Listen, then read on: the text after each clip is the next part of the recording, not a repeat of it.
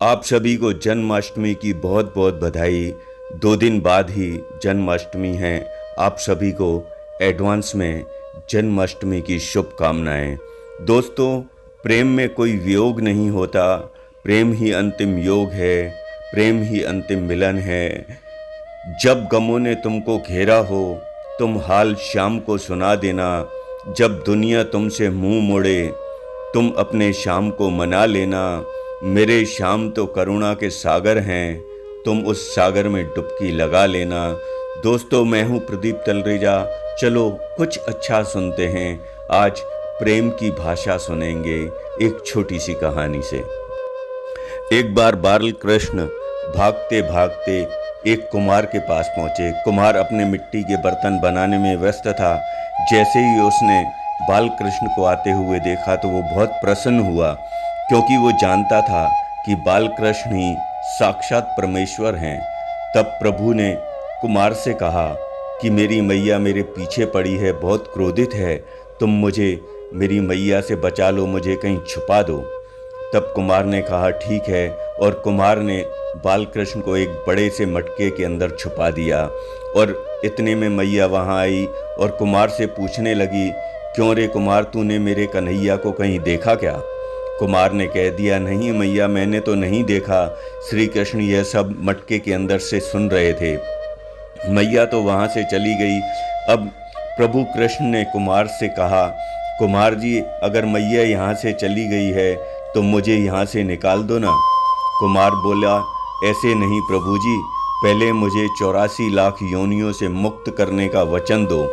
भगवान मुस्कुराए और बोले, ठीक है, मैं तुम्हें 84 लाख योनियों से मुक्त करने का वचन देता हूँ। अब तो मुझे तुम यहाँ से बाहर निकालो। कुमार कहने लगा, मुझे अकेले को नहीं प्रभु जी, मेरे पूरे परिवार के सभी सदस्यों को 84 लाख योनियों से मुक्त करने का वचन दो, तभी मैं आपको इस घड़े से बाहर निकालूंगा। प्रभु ने कहा, चलो ठीक है, मैं उन सभी को भी 84 लाख योनियों से मुक्त करने का वचन देता हूँ। अब तो मुझे घड़े से बाहर निकालो। अब कुमार कहता है, प्रभु जी, एक विनती और है, उसे भी पूरा करने का वचन दे दो, मैं आपको घड़े से बाहर निकाल दूंगा। तब प्रभु ने कहा, चलो कुमार, तुम वो इच्छा भी बता दो क्या है। कुमार ने कहा, जिस घड़े के अंदर आप छुपे हो, उस घड़े की मिट्टी मेरे बैलों पर लाद कर आई है। मेरे इन बैलों को भी 84 लाख योनियों से मुक्त करने का वचन दो। भगवान ने कुमार के प्रेम पर प्रसन्न होकर उन बैलों को भी 84 लाख योनियों से मुक्त करने का वचन दे दिया और बोले, अब तो मुझे बाहर निकालो, तुम्हारी सारी इच्छाएं मैंने पूरी कर दी, अब मुझे बाहर निकालो घड़े से।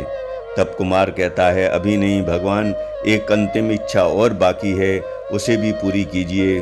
और वो इच्छा ये है कि जो प्राणी हम दोनों के बीच के इस संवाद को सुन रहा है और उसे भी आप 84 लाख योनियों से मुक्त करने का वचन दे दो, आपको मैं घड़े से बाहर निकाल दूंगा।